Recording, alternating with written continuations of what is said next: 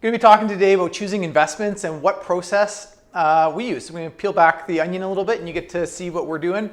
I could spend a whole, several episodes on stocks. So we're going to focus on mutual funds and ETFs and just, what are we looking for when we're going to purchase those. So the first thing is a mutual fund company or an ETF company. We're looking at the breadth of the organization.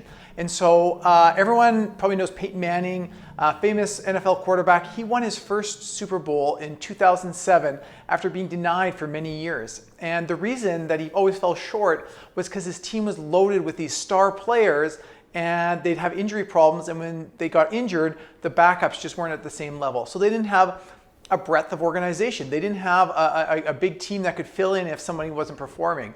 And so with a mutual fund company, Chow and Associates, I remember here in 2006, 7, 8, had some phenomenal performance based on Francis Chow. And it was just him.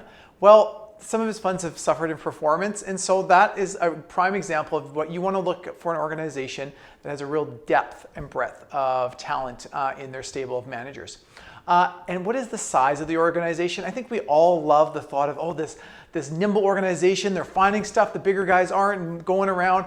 The real thing is you want an organization with some scope and scale because they're running a business really, right? They're choosing investments, but they're also running a business. And a little bit larger organization is going to have the proper HR team. They're going to have all these processes and technology that are really going to make the portfolio managers do a great job. So you want a pretty big size organization.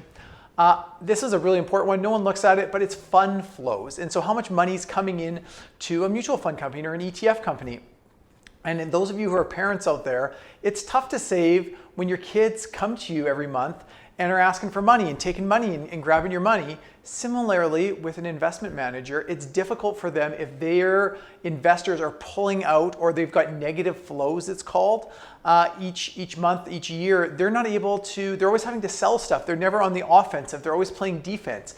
And so you want to find an organization or a fund that has positive investment flows. So there more money's going in than it's going out. Really important, I think. And I think it really just is going to allow you to have better performance if you look for something like that.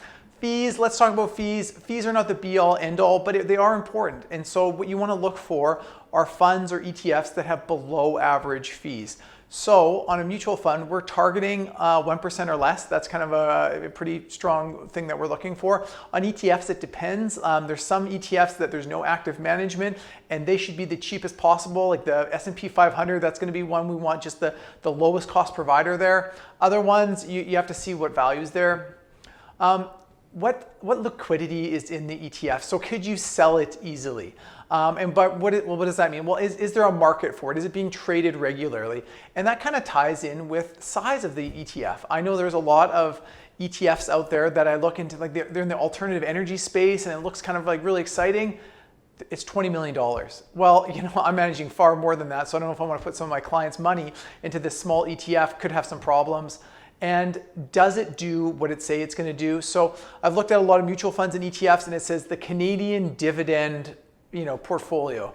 25% of the portfolio is in the US. Well, that's not a Canadian dividend portfolio. They're bringing in other stuff. So you want to stick with some manager. They're saying what they're going to do. And then when you're comparing funds, today's 5-star funds, so today's best performing funds are going to be 2-star funds tomorrow. So you're going to the ones that are doing so good today, they're top of the pack, they're probably going to lag in performance. And today's 2-star funds could be 5-star funds tomorrow. So don't look at the best performing one and say, hey, that's where we're going to put our money. You gotta find long-term record, look what the future is going to do.